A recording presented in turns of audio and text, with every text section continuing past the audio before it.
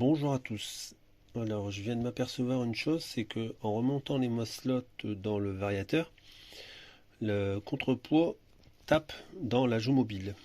Et ça me plaît pas du tout, car là je suis en position fermée et j'ai un jour entre la joue mobile et le support de ma slot. Donc ce que je vais faire, c'est que je vais démonter les maslots, comme ceci.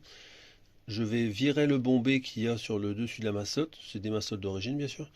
Je vais rajouter un troisième trou au milieu pour pouvoir récupérer un peu de poids que j'aurais perdu dans ce que j'aurais limé. Et comme ça, je vais mettre des contrepoids un peu moins épais, ce qui permettra d'avoir ma joue mobile qui pourra être fermée correctement. Car ce que j'avais fait également sur la joue mobile, c'est que j'avais limé la partie ici pour faire venir bien embuter la joue mobile contre le support de ma slot, ce qui permettait de descendre un peu plus dans le creux du variateur. Donc vraiment une partie plus basse, parce que même un millimètre ça paraît pas, mais ça permet de gagner en démarrage, surtout que sur les SP, le démarrage n'est pas top, et que j'ai pas l'intention de mettre une poulie d'embrayage, ça m'intéresse pas. Voilà. Donc prochaine suite, on démonte les maslots, on les modifie, et on fait voir le résultat après. Alors voilà, donc là j'ai bien limé la partie supérieure de la maslotte. Donc comme on peut le voir, il n'y a plus de contact avec le contrepoids et la joue mobile. Donc là ici à l'intérieur mon index. Et maintenant je suis bien embuté entre la joue mobile et le support de variateur.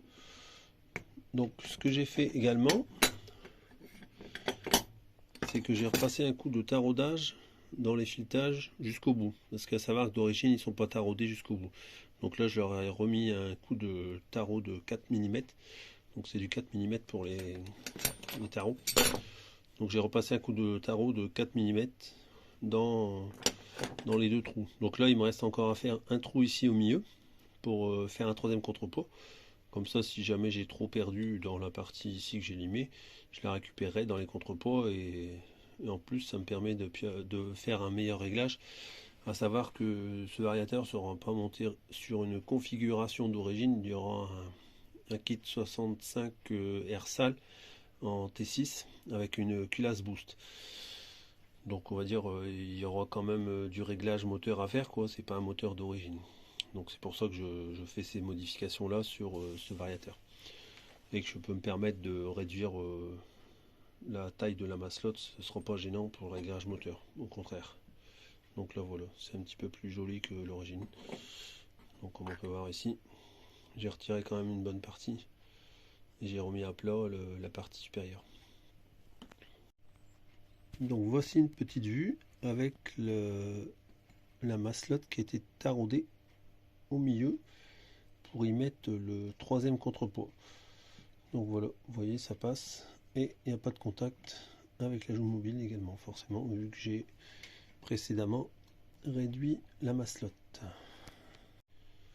Bon voilà, le vario est fini. J'ai nettoyé la face, il est revenu un peu, là il est un peu plus joli qu'avant franchement parce qu'au début c'était pas top. Donc voilà la vue générale avec les guides montés. Donc vous voyez là ça va nickel. Les maslots à une main, pas évident. Les maslots montent correctement. Voilà. Là je suis à fond de variateur. Donc voilà. Il n'y a pas de blocage, rien. Voilà. Donc petit récapitulatif donc, de ce qui a été fait. Donc les guides font une largeur de 25. Ici il y a une entaille de 10 mm. La profondeur ici elle est de 30 mm. Sur la face avant on est en 20 mm. Les vis c'est des 4 mm. Ensuite qu'est-ce que j'ai encore fait? Les entailles ici pour laisser passer et pouvoir ainsi régler les contrepoids facilement. J'ai également mis à plat la surface de la maslotte pour éviter le contact lorsque c'est fermé. Donc là on voit bien qu'il n'y a plus le contact. J'ai fait un troisième trou au milieu. Comme ça je peux encore gérer plus finement les réglages. Voilà. Donc après j'ai tout nettoyé bien sûr, les maslottes fonctionnent librement. La joue mobile c'est pareil. Voilà. Donc voilà pour ce qui était de la modification du variateur. Donc là ça va être une petite modification bien sympathique et au moins le variateur permettra de monter correctement.